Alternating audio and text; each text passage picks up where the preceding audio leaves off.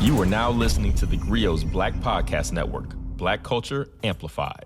I wrote a book, y'all. Yeah, it's called Black AF History, the Unwhitewashed Story of America. And today I want to talk to you about what that book is about, the themes of the book. And that's why I want to welcome you to theGrio Daily, the only podcast that'll tell you why we need a Black AF history of America.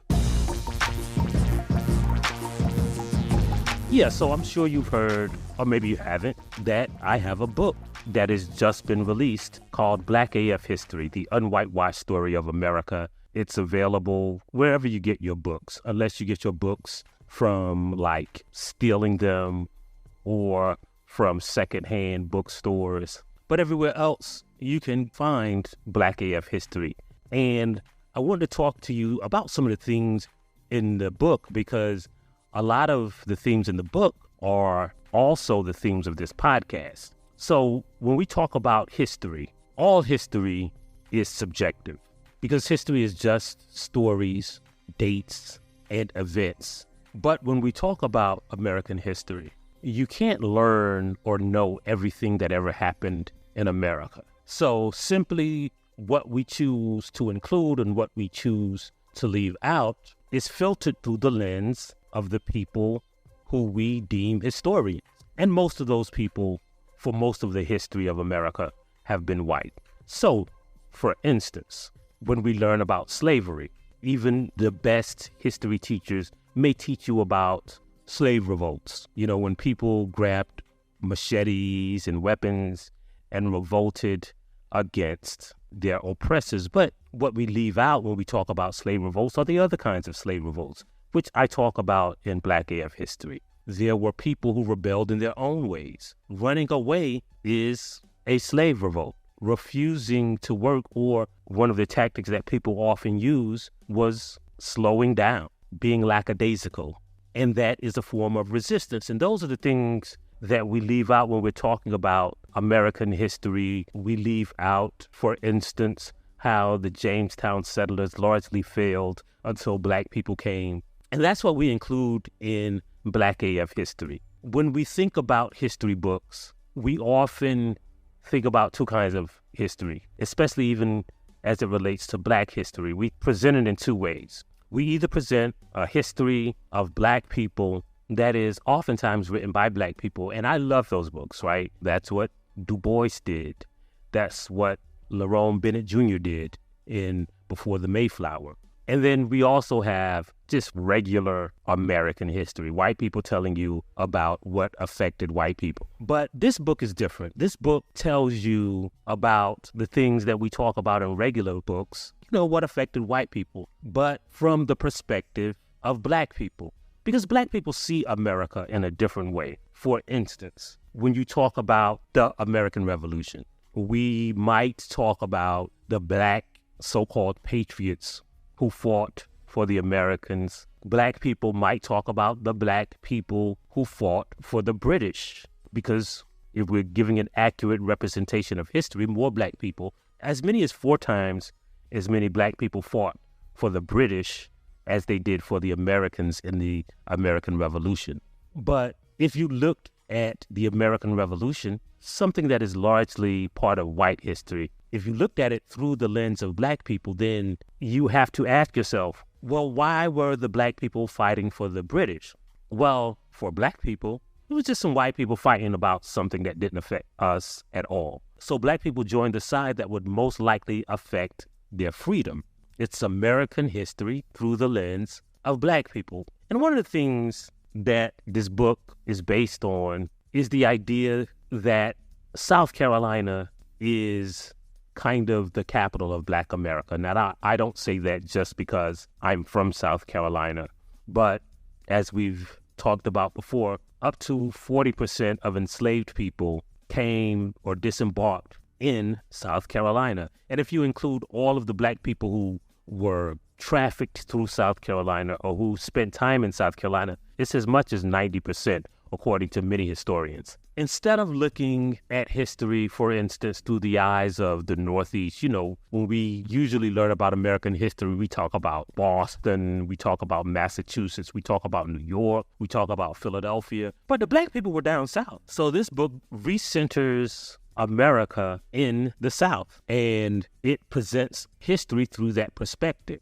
For instance, during the Civil War, we don't present it through the lens of the Confederacy or the Union. We present it through the lens of Black people in the South. We conclude that Black people free themselves simply by refusing to work, by joining the Union Army, by escaping. They took away the financial advantage that the South had, because one of the statistics that you might be surprised to know, and people are always surprised to find out, is that the value of Black people, because Black people were, again, remember, they were viewed as property. So the value of the Black property in the South was worth more than all of the money in all of the banks in America, plus all of the railroads, plus all of the factories and manufacturers in America. So we present it not through the lens of, we want to show you a Black perspective. But if you view it that way, if you view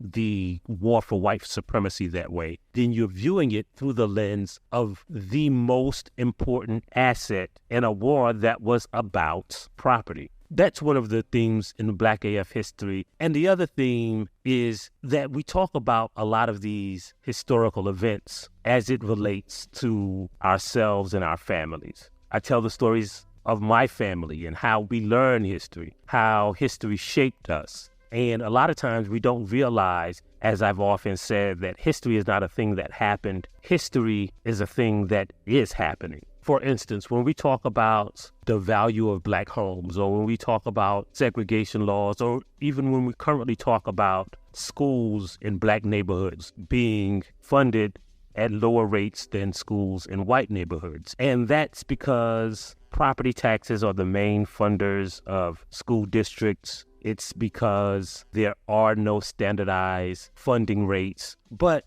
we often skip over the fact that history plays a great role in that. We forget that there is such a thing as Black neighborhoods because of the history of Jim Crow, slavery, segregation, and all of the things that white people dreamt up to give them an economic, social, and political advantage. When we talk about Obama being the first Black president, well, we can't even talk about that unless we talk about how Black people were disenfranchised for most of American history. We can't talk about that without talking about gerrymandering or the terrorism of Reconstruction. It is very likely that we could have had a Black president before, if not for all of that. So history is not just a recounting of the past. It is an explanation of the present. It is the fundamental basis for predicting the future. And that's what Black AF history does. I talk about it in ways that we talk and relate to each other. So this book doesn't list a bunch of dates and times and places and geography. Nah, this book talks about the beef between Booker T. Washington and W.E.B. Du Bois as a beef like Jay-Z versus Nas. We don't differentiate between the English and the Dutch and the Spanish settlers because when white people do it, they don't differentiate between the Wolofs and the Mandinka and the Ashantis. They just call them Africans, Black, slaves. So in Black AF history, we recognize that if you were Black and enslaved, the origin story of the people who enslaved you or the people who surrounded you, even if they weren't slave owners, they might be a slave catcher. They helped enforce the laws of slavery.